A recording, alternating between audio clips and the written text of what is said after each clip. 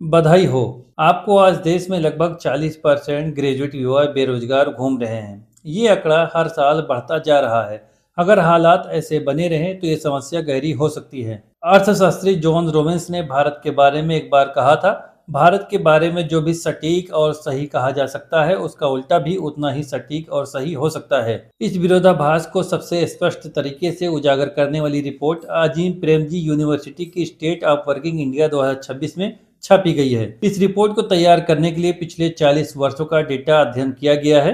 ये रिपोर्ट देश के युवाओं, उनकी शिक्षा, नौकरी मिलने या ना मिलने की पूरी कहानी को ट्रेस करती है। रिपोर्ट के अनुसार भारत में लगभग 36.7 करोड़ युवा ऐसे हैं जिनकी उम्र 15 से 29 वर्ष के बीच है। भारत के पास दुनिया की सबसे बड़ी युवा आबादी है, जो देश की वर्किंग एज पॉपुलेशन का लगभग 1/3 हिस्सा है। वर्किंग एज पॉपुलेशन का मतलब है उन लोगों से है जो काम करने की क्षमता रखते हैं। हो सकता है कि उनमें से कुछ अभी स्कूल या कॉलेज में हो, लेकिन काम करने की क्षमता उनके पास है। इन 36.7 करोड़ युवाओं में से लगभग 26.3 करोड़ युवा ऐसे हैं जो अभी स्कूल या कॉलेज में नहीं हैं और उनकी उम्र नौकरी करने की हो चुकी है, यानी वे संभावित वर्कफोर्स बन सकते हैं। अगर इस युवा आबादी का सही इस्तेमाल किया जाए तो भारत चीन को पीछे छोड़ सकता है, लेकिन सवाल ये है कि क्या ऐसा हम कर पा रहे हैं। 1947 के समय भारत और चीन दोनों की स्थिति लगभग समान थी। दोनों देश गरीब थे, कृषि आधारित थे और युद्ध व उपनिवेशवाद की मार झेल चुके थे। दोनों की जीडीपी और प्रति व्यक्ति आय लगभग बराबर थी, लेकिन आगे चलकर चीन ने अपने युवाओं को आर्थिक ताकत में बदल दिया। 1949 की क्रांति के बाद संघर्ष शुरू हुआ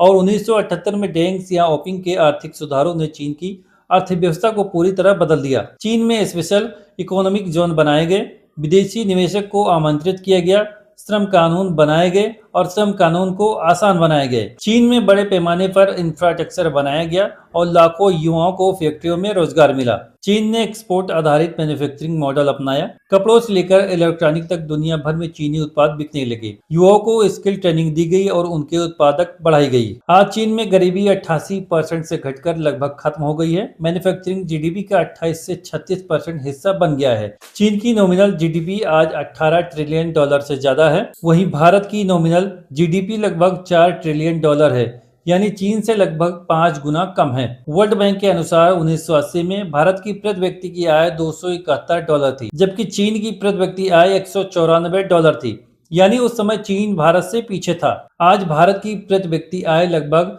$2,818 है, जबकि चीन की आय लगभग $13,806 है, यानी चीन भारत से लगभग 5 गुना आगे निकल चुका है। भारत में शिक्षा बढ़ी है, नौकरी नहीं। रिपोर्ट बताती है कि पिछले 40 सालों में भारत का शिक्षा विस्तार हुआ है। हायर एजुकेशन में एनरोलमेंट रेट 28% तक पहुंच चुका है। खेती से लोग उद्योग और सेवाओं की ओर जाना चाहते हैं, लेकिन समस्या यह है कि शिक्षा और रोजगार के बीच का पुल कमजोर है। भारत में 15 से 25 साल के ग्रेजुएट में लगभग 40% बेरोजगार हैं, जबकि 25 से 29 साल के ग्रेजुएट में लगभग 20% बेरोजगार हैं। 2004 में 20 से 29 साल के लगभग 30 लाख ग्रेजुएट बेरोजगार थे। 2023 की यह संख्या लगभग बढ़कर 1.1 करोड़ हो गई है। हर साल लगभग 50 लाख नए ग्रेजुएट नौकरी बाजार में आते हैं, लेकिन इनमें से केवल 28 लाख को ही नौकरी मिल पाती है।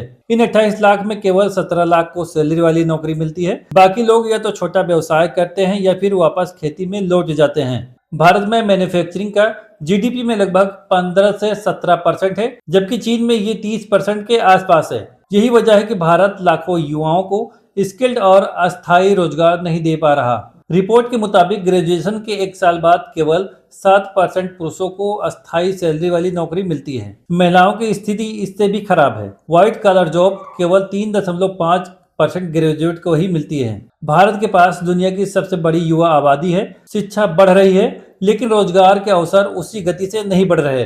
यही आज भारत के लाखों युवाओं की सबसे बड़ी समस्या है। इस वीडियो में बस इतना ही। हर खबर से अपडेट रहने के लिए हमारे चैनल को सब्सक्राइब करें और ये वीडियो देखने के लिए आपका बहुत बहुत शुक्रिया। जय हिंद।